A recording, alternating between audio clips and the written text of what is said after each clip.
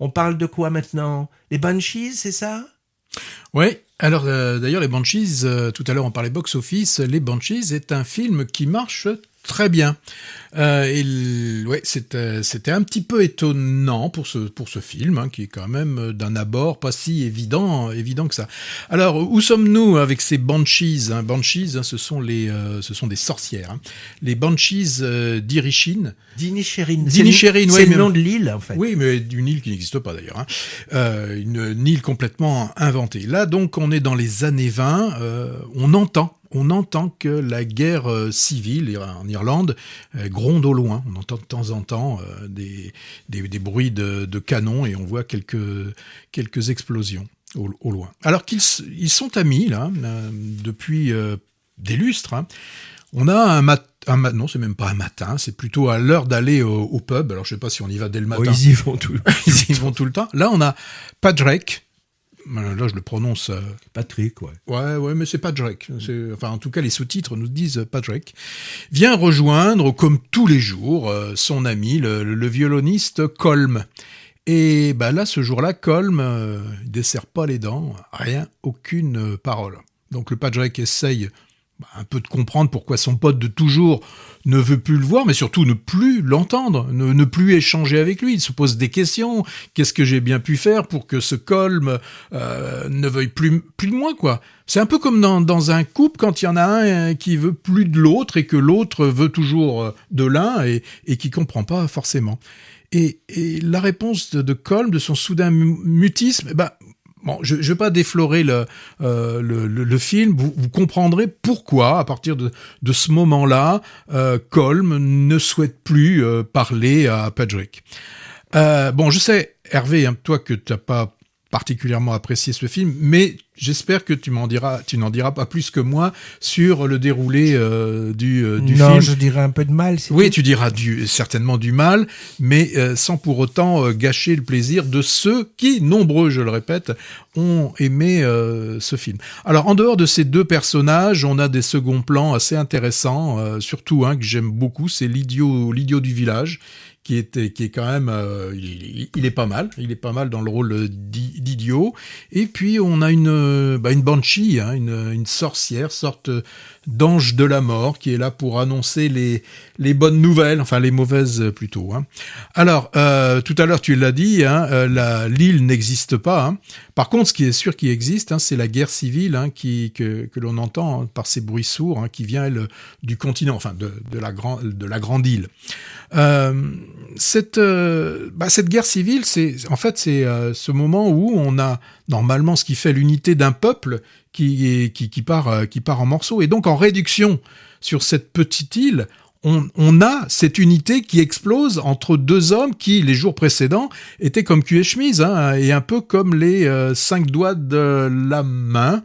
Bon, là, j'en parle pas plus sur ces 5 doigts de la main. En voyant le film, vous comprendrez, je l'ai dit, pourquoi il y a ce changement de comportement. Mais est-ce que ce changement est de l'ordre de la raison ? C'est pas évident. Ce que j'ai aimé, moi, dans ce film, c'est justement l'absurdité de certains comportements qui ne sont pas raisonnables. C'est certainement un peu caricaturé, mais on sent que la promiscuité dans cette île, cet enfermement, où tout le monde sait tout de tout le monde, est assez bien montré. Il y a aussi ce côté assez rustre des sentiments, et le côté aussi un peu animal, voire bestial, de ces humains. Alors, certains y ont vu quelque chose d'assez académique, voire poussiéreux. Moi, j'ai vu un très beau travail de photographie, de cadrage, de lumière. Donc, je l'ai dit, j'ai bien aussi aimé le jeu de l'acteur, de l'idiot du village, qui finalement, bien sûr, c'est un classique, l'idiot, le fou, dit un certain nombre de choses que personne n'ose dire. Mais il ira d'ailleurs, lui, un peu comme certains fous du roi, il en ira jusqu'à mettre sa vie en danger. Les deux protagonistes principaux, j'ai moins été convaincu par leur interprétation, même si Colin Farrell a eu un prix quelque part, je ne sais plus où. Donc, moi, je trouve que c'est un film intéressant sur justement cette bon, c'est ce que j'ai ressenti, cette absurdité qui peut exister par moment. Comment un jour on peut être ami et le lendemain ne plus l'être sans qu'il y ait fondamentalement une véritable raison. Moi, j'ai trouvé le thème intéressant, en effet, hein, chronique de la fin d'une amitié dans cette petite communauté insulaire irlandaise dans les années 20. Il y a beaucoup de scénarios sur la naissance d'une amitié, d'un amour, ou encore même sur le désamour, mais peu sur la désamitié. Donc ça, je trouve ça intéressant. Problème, moi je suis pas du tout rentré dans cette histoire, hein, qui se veut fable cruelle pour au moins 2 raisons formelles. La première, c'est le côté décoratif à l'excès de l'image qui m'a dérangé. Beaucoup de paysages bucoliques en plan large, coucher de soleil sur océan, chemin rocailleux où il ne manque aucun caillou patiné, taverne sombre qui sentait le studio à planer. Moi, c'était un peu tout. Et je me serais cru dans un décor de film Disney. Et on a même droit à une sorcière, comme tu l'as dit, et un poney dans une chaumière. Voilà. Tu dis ça parce que c'est produit par Walt Disney. C'est vrai. Oui, enfin en tout cas c'est distribué par Walt Disney France. Deuxième raison qui a maintenu mon sentiment d'incrédulité tout le long, le jeu très actor studio poussé à l'extrême des protagonistes, tous, hein, mais en particulier le personnage interprété par Colin Farrell, qui en fait des tonnes, je trouve, et j'y ai pas cru une seconde. Hein. Bon, bref, tu comprends, j'ai trouvé ça trop artificiel, dans le fond comme dans la forme, pour être honnête ou du moins pour être crédible. Moi, j'étais allé confiant, hein, parce que j'avais un très bon souvenir du film précédent de ce réalisateur et scénariste, qui s'appelle Martin McDonagh. C'était 3 billboards, les panneaux de la vengeance en français, avec une épatante Frances McDormand.